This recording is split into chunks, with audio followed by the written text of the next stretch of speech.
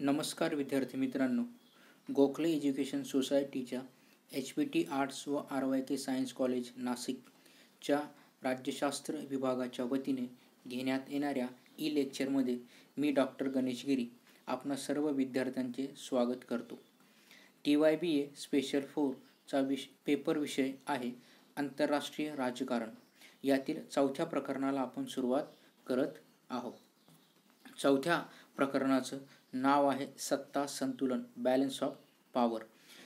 या प्रस्तुत प्रकरणामध्ये तुम्हाला सत्ता संतुलन म्हणजे काय, सत्ता संतुलनाचं स्वरूप, सत्ता संतुलनाची वैशिष्ट्ये, त्याचे प्रकार, सत्ता संतुलनाची तंत्रे, सत्ता संतुलनाचं बदलतं स्वरूप व त्यावर झालेल्या टीका यांच्या संदर्भातली माहिती मिळणार आहे.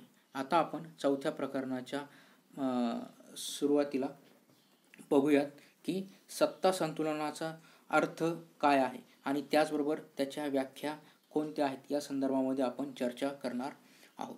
आंतरराष्ट्रीय राजकारणात सत्ता संतुलनाचा अभ्यास करत असताना आपल्याला असं दिसेल की सत्ता समतोल ही आंतरराष्ट्रीय राजकारणातील एक जुनी आणि गोंधळलेल्या अवस्थेतली किंवा एक संदिग्ध स्वरूपाची संकल्पना आहे. युद्ध टाळण्याचा किंवा त्याला युद्धाला नियंत्रित करण्याचा एक प्रभावी मार्ग म्हणून सत्ता समतोलाचा वापर पूर्वीपासूनच होत आलेला आपल्याला दिसून येईल. आंतरराष्ट्रीय शांतता, सुरक्षितता स्थापन होण्यासाठी सत्ता समतोलाची निर्मिती हे केली गेलेली आपल्याला दिसून येईल. अमेरिकेसारख्या राष्ट्रांच्या परराष्ट्र धोरणाचं सत्ता समतोल किंवा सत्ता संतुलन हे एक महत्त्वाचं उद्दिष्ट राहिलेलं आपल्याला दिसतं. सत्ता समतोलाची व्यवस्था म्हणजे राष्ट्रांच्या राजकीय वर्तनाला नियंत्रित करणारा वैश्विक कायदाच आहे असं आपल्याला म्हणता येऊ शकतं. यात सत्तेचा समान वितरण करून संघर्ष टाळण्याचा प्रयत्न केला जातो. म्हणून विविध विचारवंतांनी वेगवेगळ्या अर्थांनी ही संकल्पना अभ्यासलेली आहे, तिचा उपयोग केला आहे.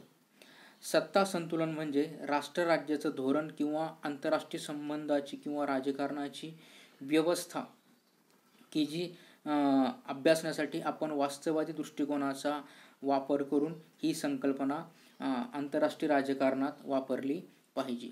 आणि त्यामुळे ही संकल्पना जरी वेगवेगळ्या अर्थाने वापरली गेली जात असली तरीसुद्धा या संकल्पनेचा संबंध हा सत्ता आणि आंतरराष्ट्रीय राजकारणाच्या सत्तेच्या व्यवस्थापनाशी निगडीत राहिलेला आपल्याला दिसून येतो.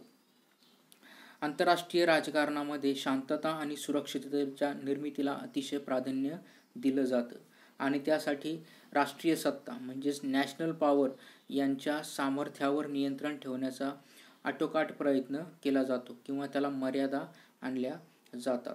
राष्ट्रीय सत्तेचा वापर जास्तीत जास्त सकारात्मक कार्यासाठी वापरला जावा म्हणजेच शांतता, सुरक्षितता यासाठी राष्ट्रीय सत्तेचा वापर व्हावा. त्याचप्रमाणे नकारात्मक कार्यासाठी देखील याचा उपयोग केला जाऊ शकतो. जसं सांगायचं झालं तर राष्ट्रे अनेकदा आपल्या सामर्थ्याचा वापर करून इतरांवर आपली इच्छा लादण्याचा प्रयत्न करतात आणि अशा वेळी इच्छा लादणाऱ्या राष्ट्रांच्या संदर्भात मग अशी नकारात्मक स्वरूपामध्ये राष्ट्रीय सत्तेचा वापर केला जातो. आणि म्हणून अशा अनियंत्रित वापरातून सत्तेचा जो अनियंत्रित वापर आहे यातून आंतरराष्ट्रीय राजकारणात असुरक्षितते आणि भीतीचं वातावरण तयार होतं आणि त्यातूनच राष्ट्रातील शस्त्रास्त्र स्पर्धा, परस्पर अविश्वास, संशय अशा सगळ्या युद्धजन्य परिस्थिती निर्माण होते आणि परिणामी राष्ट्रीय सत्तेवर नियंत्रण ठेवून सत्तेचा वापर हा विधायक कार्यासाठी म्हणजे सकारात्मक कार्यासाठी व्हावा यासाठी संयुक्त राष्ट्र संघटनेसारख्या ज्या काही मोठ्या संस्था आहेत ह्या सदैव प्रयत्नशील असतात. जेव्हा एखादं राष्ट्र अनियंत्रित सत्तेचा वापर करून आक्रमक धोरणाचा स्वीकार करतं त्यावेळी इतर राष्ट्राकडून या आक्रमक राष्ट्राच्या कृतीच्या संदर्भामध्ये सामूहिक प्रतिकार केला जातो. हेच तत्व सत्ता संतुलनाचा आधार आहे असं आपल्याला म्हणता येईल.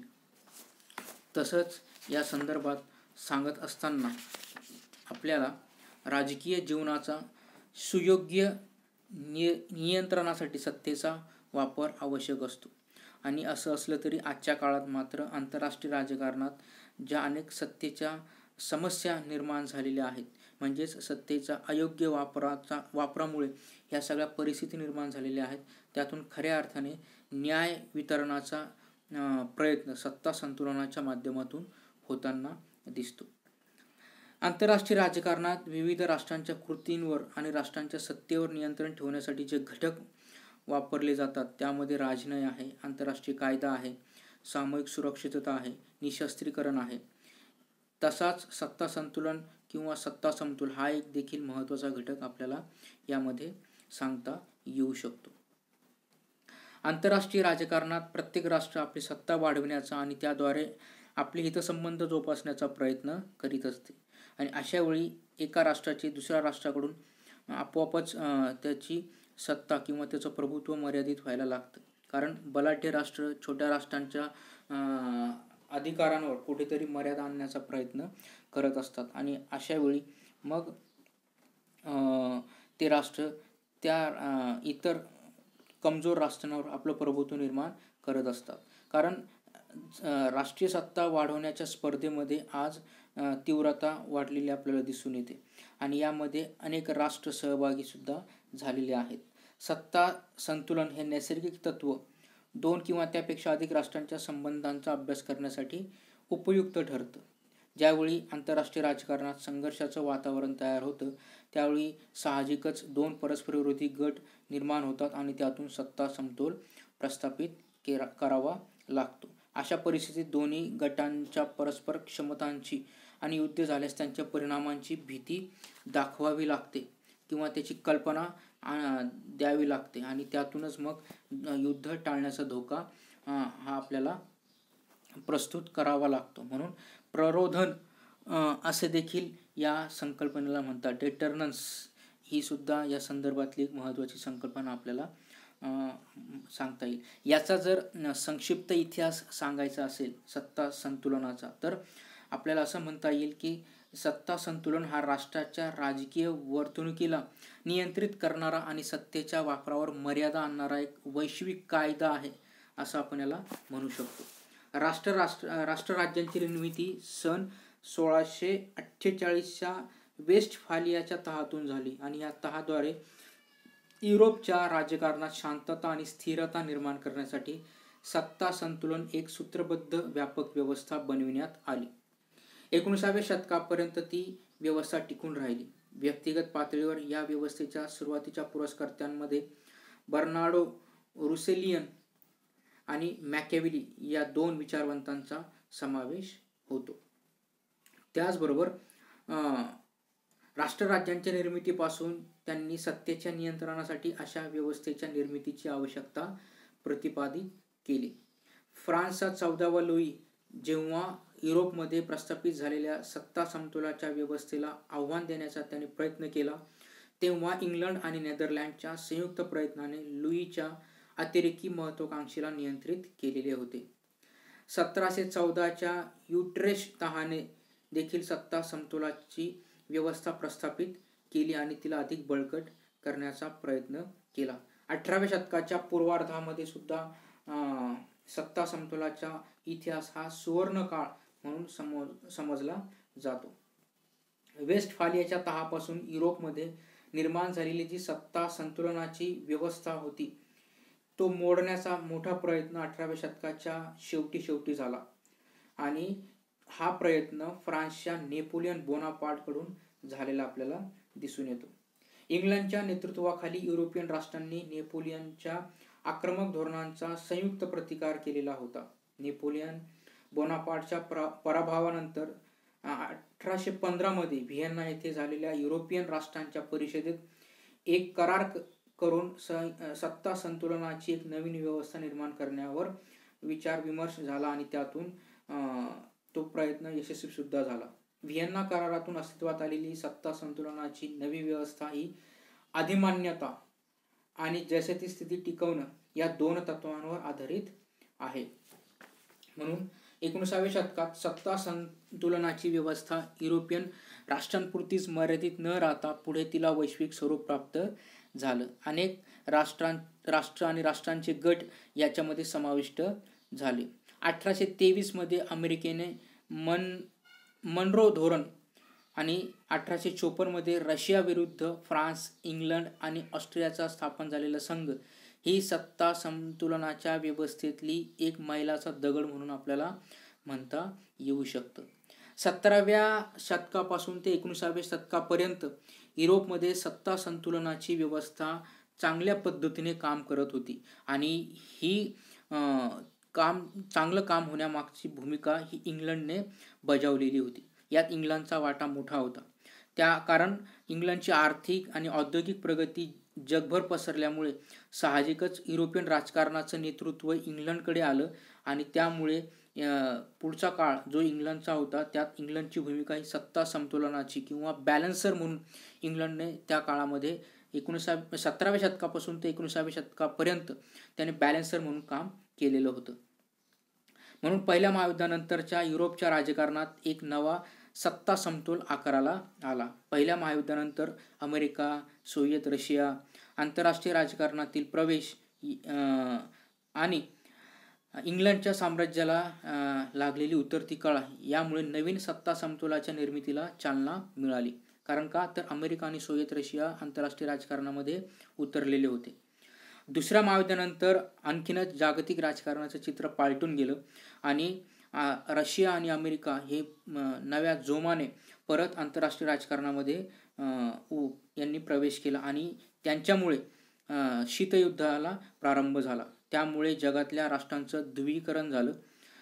2 भागामध्ये जग विभागलं गेलं आणि या दोन्ही महासत्तांमध्ये जागतिक राजकारणाच्या नेतृत्वासाठी आणि जगातील राष्ट्रांना आपल्या गटामध्ये समाविष्ट करून घेण्यासाठी मोठी स्पर्धा लागली आणि यातून द्विध्रुवी सत्ता समतोल म्हणजे बायोपोलार बॅलन्स ऑफ पॉवर निर्माण झाला आणि त्यामुळे जुन्या सत्ता समतोलनापेक्षा रचनात्मक आणि हा सत्ता समतोल कार्यात्मक दृष्ट्या भिन्न होता. याची रचनाही वेगळी होती आणि काम करण्याची पद्धत देखील वेगळी होती. त्यामुळे दुसऱ्या महायुद्धानंतरचा सत्ता समतोल हा 17व्या शतकापासून ते 19व्या शतकापर्यंतचा जो इंग्लंडचा सत्ता समतोल होता याच्यापेक्षा वेगळ्या स्वरूपाचा राहिलेला आपल्याला दिसून येतो. अशा पद्धतीने आपण सत्ता संतुलनाचा संकल्पना व अर्थ याबाबत चर्चा केली. त्यानंतर आपण सत्ता संतुलनाच्या व्याख्या definitions of balance of power या संदर्भामध्ये विचार करूया.